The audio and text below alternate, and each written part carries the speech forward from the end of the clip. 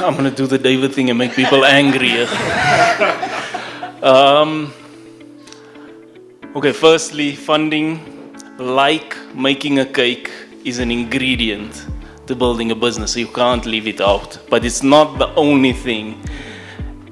And the problem is, especially today, people focus solely on funding. I need funding, I need funding, I need funding.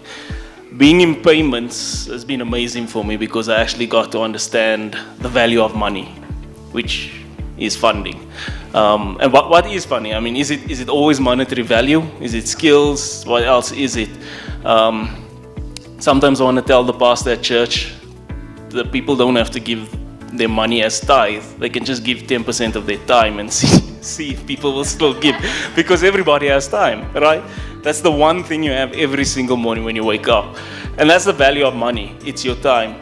Every time you go to work, you trade the minutes that you have of your life for paper monies that the bank issues, that you give to somebody at the shop and say, the bank says you can give me a sandwich if I give you this. Is it okay? And then they'll do it. I'm just going to take you down a trip in memory lane. If you guys weren't there when money was invented, let's just go back there. So there was the barter system, right? Everybody was trading eggs for chickens, chickens for eggs, potatoes, all of that.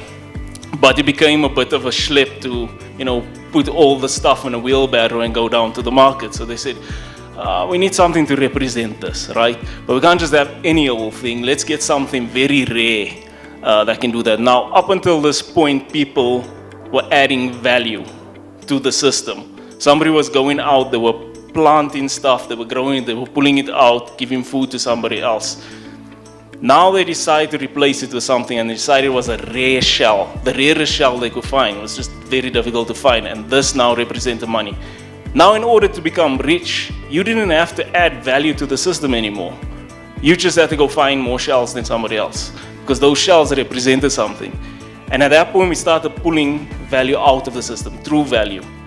And over hundreds of years, possibly even thousands of years, we are now at this point where I don't believe we actually have value in anything. And so we just resort to this thing called money and funding to do something. For instance, do you still believe your money is backed by gold held in a vault in the bank? It's not there. There's more debt in the world than money can pay it off. And who are we paying? The Martians? Like, where's this coming from, right? So the economics is messed up. The value is gone. So once you understand that time is the true value, then I think we get to the next point that I want to make here. When somebody says to me, give me money, donate money so we can build a well in Africa. We are in Africa, right, but further up. Give me money so I can help people with cancer. How does money help people with cancer? That doesn't help. People help people with cancer. People build wells. People have time. If you want to build a well, start freaking digging. Right. That's it. You want to help people with cancer? Start helping them. Stop waiting for the money. And that's why I believe with business as well. You have the time, do the work. The money will come. Partner with somebody that will help you invest in you. And when I say invest, it could be time from their side as well, could be resource, and they might bring some monetary stuff. But once you understand money in that aspect and you still follow, going to episode 3, about 1,000 rands, which is $1 million. Just figure out how to break down those numbers, sell something for 1,000 rand to 1,000 people and be a millionaire very quickly. That's in a short thing. I love these summaries. Just with what, such a good thing about what is money? What is the value of money? Yes. We had a discussion on that first evening with some of the gentlemen here about funding, and everybody wants funding. Funding fundamentally starts in your own wallet. The problem is that people will have money that they want to spend on jolling, or they want to spend it on something, and then they want to come to you and me and ask us for money to allow them to build the business that they would like. Funding starts with you. You must make sure that when you spend money on credit, when you blow your credit card out, it's on your business, not on the shirt or the car or the TV or the phone. So that's the first thing. If anybody is going to come to any one of us and ask us for funding, I'm going to ask you to show me your bank account. I'm going to ask you what car you drive, all of those things. But I'll ask you that after you've given your mission and your vision and your purpose and all of those things. But funding has to start in your own wallet. So funding though, funding I do believe comes in many forms, many shapes, right? And you don't necessarily, I mean, even when somebody perhaps comes on board your company, they can come through by virtue of sweat capital.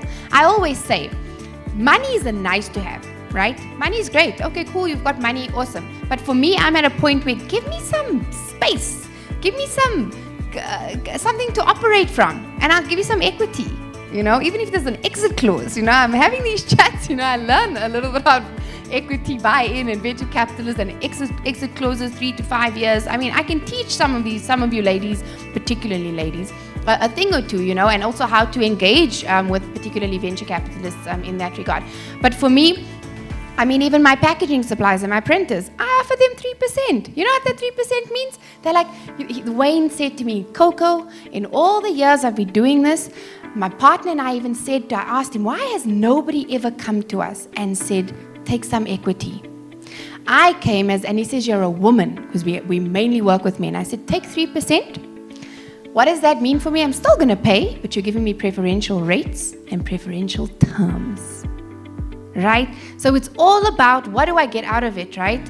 What is your whether it be your service provider, let them become your partner because they're going to put you above their clients, especially when there's a print job that needs to be done. I need to supply print my stuff, our stuff. It's not even mine anymore, it's ours.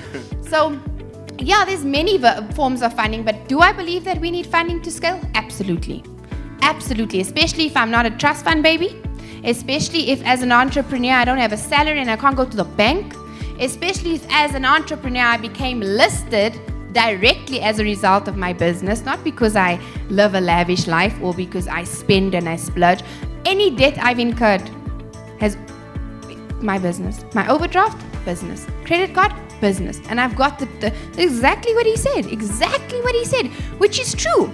Because nobody wants to fund someone who's taking money and who's spending recklessly, but you want money from me. So essentially you want money from me so that I can maintain and upkeep a lifestyle that you are trying to maintain through the business. It's never going to work. It makes no sense, right? But do you need funding? I absolutely, in my humble opinion, in a manufacturing space where I'm introducing a brand and a range of products that is clean, that is meant to compete with the conventional products on the shelf, that's actually healthy and that serves you for a higher good, it's volumes. My margins are low now, but I mean, when I'm moving those ideal volumes, then we're really talking, right? But I need money for that.